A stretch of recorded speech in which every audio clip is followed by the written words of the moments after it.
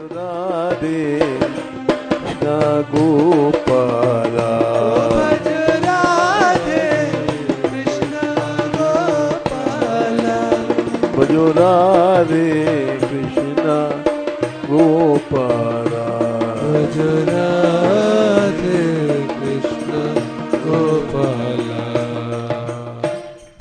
जय श्री राधे। जय श्री साधनों से कुछ मिलेगा ये सब गलत है, निराश हो गए।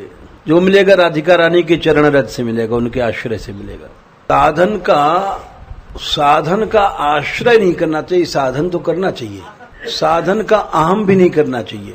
और जिस समय साधनों का आश्रय कर लेते हैं कि उस साधनों का आश्रय करने में भीतर अहम छिपा रहता है।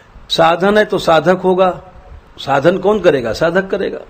तो ये जो विचार है कि हम साधन कर रहे हैं, हम स्वाध्याय कर रहे हैं, हम जप कर रहे हैं, हम तप कर रहे हैं, हम विरक्त हैं, हम एकांतवासी हैं, हम ये सब जितनी चीजें हैं ये सब भगवान से दूर कर देती हैं।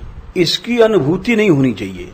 क्योंकि एक श्लोक आता है भागवत में, देखो तुमने किसी से कर्ज लिया, अब ऋण लेने के बाद जिसने तुमको ऋण दिया उसे तुम अकड़ोगे, बनिया पैसा मांगने आया, तुमने कहा भाग जाओ, बदमाश कहीं का सेठ मोटा पैसा मांगता है, तू छोड़ेगा नहीं पैसा, ब्याज भी नहीं छोड़ेगा।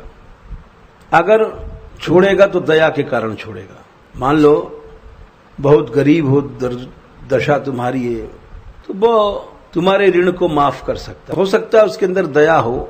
अधिकतर तो धनिक लोग निर्दय होते हैं। वही थ्योरी यहां भी है। हम सबका रोम रोम कर्ज में डूबा हुआ है। क्या हम ज्ञान कर सकते हैं, क्या ध्यान कर सकते हैं, क्या तप कर सकते हैं, क्या वैराग्य कर सकते हैं, क्या साधु बन सकते हैं, ये सब एक विडंबना मात्र है। क्यों?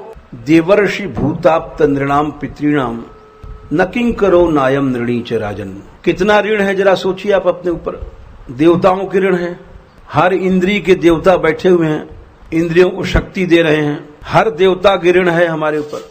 आंख से देखोगे नहीं क्या, कान से सुनोगे नहीं क्या? ऋषियों के ऋण है, जितना कुछ पढ़ते हो लिखते हो ऋषियों की वाणियों से, उनका भी ऋण है। भूत माने प्राणियों के ऋण है, गाय का दूध पीते हो, किसी से पानी मांगते हो, रोटी भी हम लोग साधु मांगते हैं, तो क्या ऋण नहीं है? हराम का खाने का लाइसेंस नहीं मिल गया किसी को, ये प्राणियों के ऋण है। रोम रोम कर्ज में डूबा हुआ है। अब कोई विरक्त क्या बनेगा? क्या नंगा रहेगा? कपड़ा नहीं पहनेगा?